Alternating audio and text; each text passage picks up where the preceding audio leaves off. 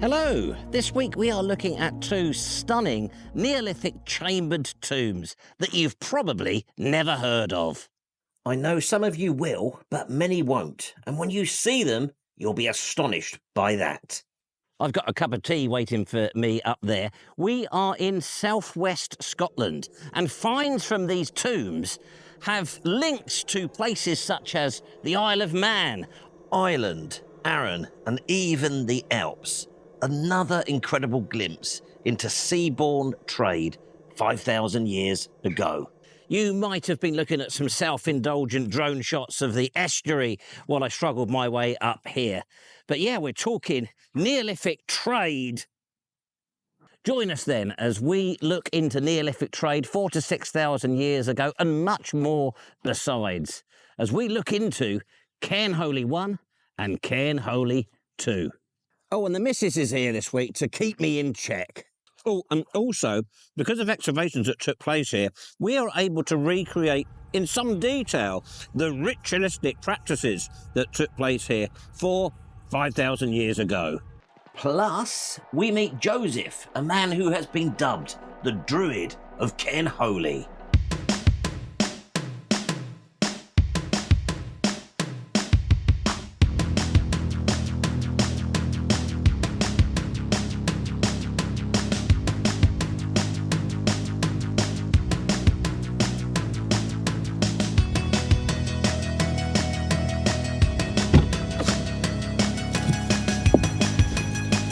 Welcome to Cairnholy I. It is a truly special site, and it was excavated in a rare warm summer, June to July 1949, by Stuart Piggott and Terence Powell. Can't I have a dramatic getting out of the car bit? Oh, all right then, if you insist.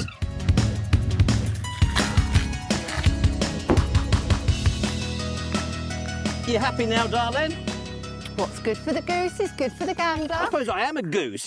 Being a goose, is that a good thing? In my opinion, a gander's better than a goose. OK, so as we arrive at Cairnholy I, one of the things to note is this very straight revetment on the southern side.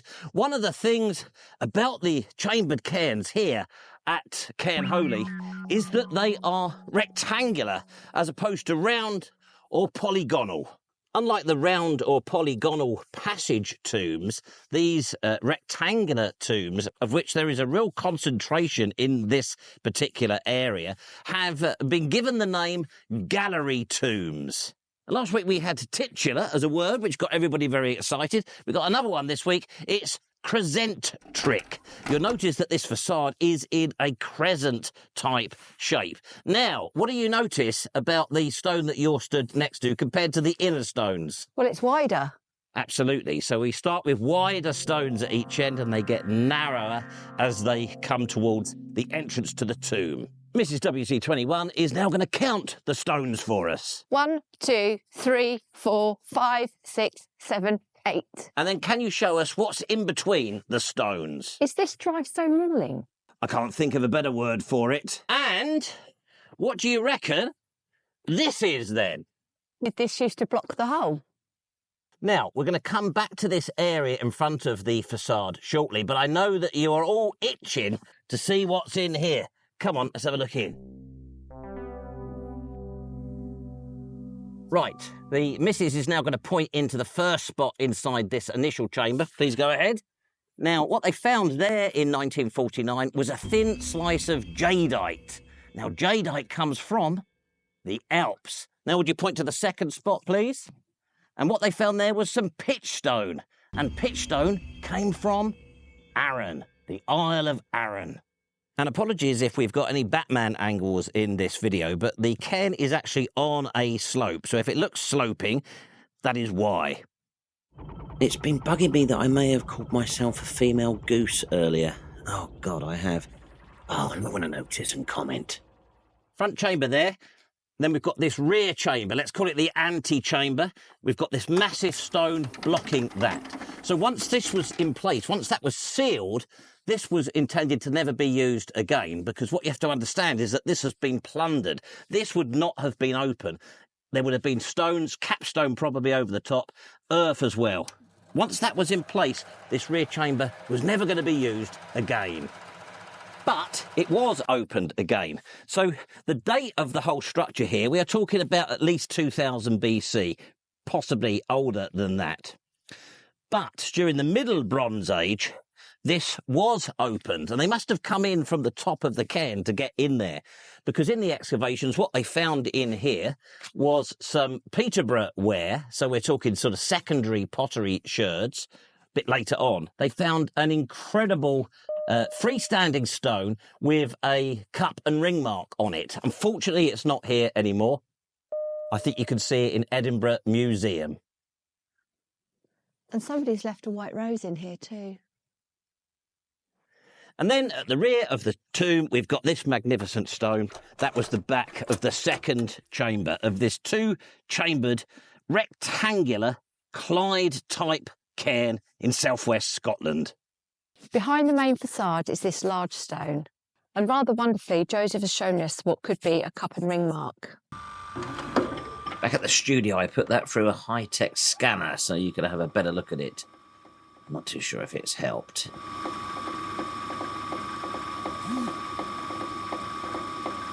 This style of tomb is concentrated at the head of the Irish Sea. That's Ireland, Scotland and the Isle of Man.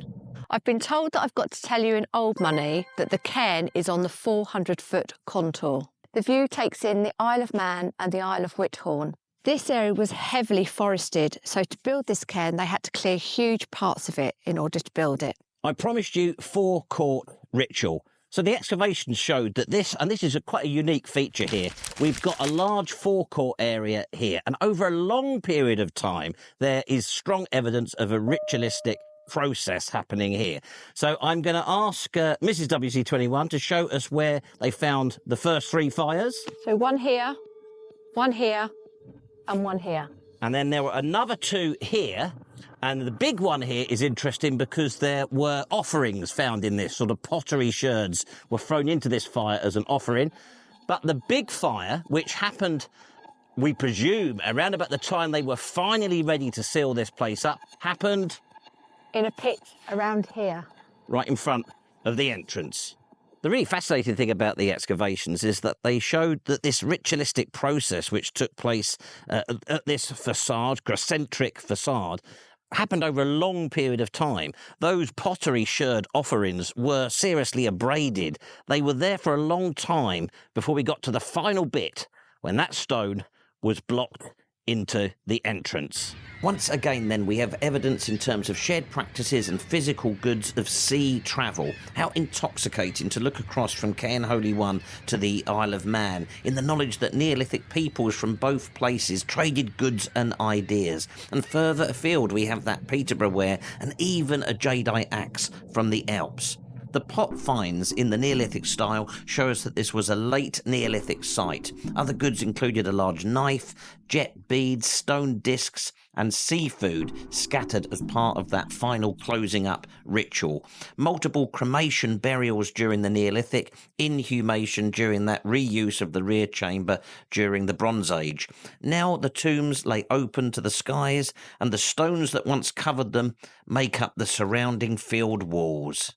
Further up the hill, we have Cairnholy II, our next destination, and another fantastic chambered tomb. Unfortunately, we encountered two aggressive people here who tried to stop us going about our lawful business. They failed, but despite their discourtesy, I have ensured that their child does not appear in any of the following footage.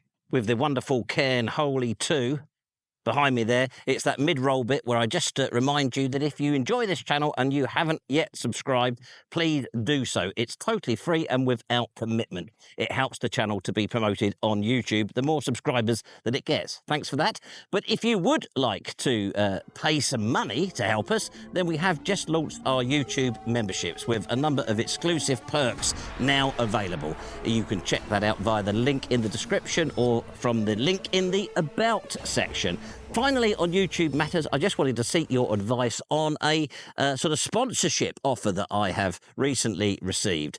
I'd like you to leave your comments below as to if you think I should take this on. This would be my first ever sponsorship. I'll read the email to you. Hi, I'm Koki, and I'm reaching out on behalf of Holy Time. an app dedicated to how individuals seek solace through daily prayer, study the Bible more efficiently, and immerse themselves in scriptures. Do you think I should take them up on the offer? Would you buy Holy Time? And this is Cairnholy II, another Neolithic chambered cairn. I noticed, darling, that you're not getting inside these graves today. Is that because of laycock? Don't mention laycock. Right, in you go. Show these guys the blocking stone at Cairnholy II. There it is, on the floor in the front of this one. And now I'll just bring the camera into position. Can you show them the entrance? And the revetting. We're a bit higher up here, and the views are even more magnificent. We're on the 425-foot contour in Old Money, and we're on top of a rocky knoll, which leads to a more oblong shape for this one. The forecourt is different too. It's sort of V-shaped, so less room for ritual. Similar finds, and from an MJ point of view, supposedly the burial place of King Galdus. Well, one of them. And then rather wonderfully, the rear antechamber at Cairnholy II still has its fantastic capstone on the top. It's a really wonderful sight. This is the front tomb at Cairnholy II. You're going to get in with that GoPro and get some footage for me, aren't you? What about laycock? Get on with it! It's another fantastic site. The finds here, very similar. So we've got Western Neolithic pottery sherds and then secondary beaker sherds as well. Now, I sometimes get accused of not taking the spiritual side of things into account when I do these investigations, just sticking, to hard antiquarian facts, that sort of stuff. But it's handy having the missus here today because it's fair to say you're quite sensitive to that sort of thing, aren't you? I am really, yeah. Yeah. So you've visited two incredible 4,000 to 6,000 year old chambered tombs today. Tell us all about the spiritual side of it, the vibes that you've got from that. Absolutely nothing. Zilch. Nada. Nothing going on. Conventional wisdom is that Cairnholy II is aligned with the summer solstice sunrise, and Cairnholy I, the spring and autumn equinox, is. But then enter Joseph. So we've met Joseph here today, and he's going to tell us a bit about how long he's been coming here to this site. Well, great to meet you here today. It depends how you count. I first pulled off the road to sleep at the bottom of the hill, and that was about 37 years ago. Wow. But it took me 18 years to get back here. Okay. So I've been living here for 18 years. Fantastic. And do you think you've cracked the alignment theory? Well, it shows me something new every day. So, Fantastic. cracked?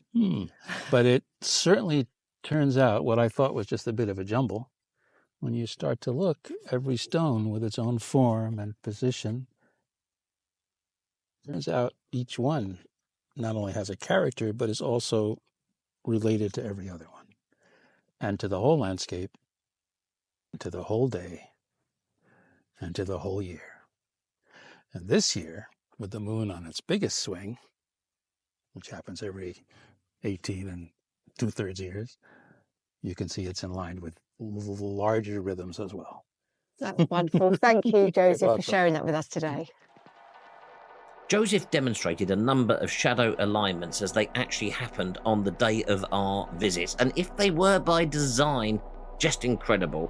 I was also intrigued by his idea that the cairn represented the shape of the Isle of Man across the water. I am, however, sworn to secrecy about his most amazing discovery. Do not ask what it is. My lips are as sealed as they are about what happened to us at Laycock. 5,000 years ago, people lived here who shared goods and ideas across the sea. They cleared forests to build these incredible tombs and practiced rituals we cannot even begin to truly understand, and possibly designed in alignments that Joseph is working to crack. I do believe he will. I hope you enjoyed that. 2 fantastic sites. Now, can you just check to see if we've had any emails from celebrities with a get-out-of-jail-free card for the ending this week? Yes, we've had Britney Spears. She would like a presenting job. That is no good because she gave the lighter back. Quickly, any others? Winona Ryder. Perfect. Sorry, Winona. We do DBS checks.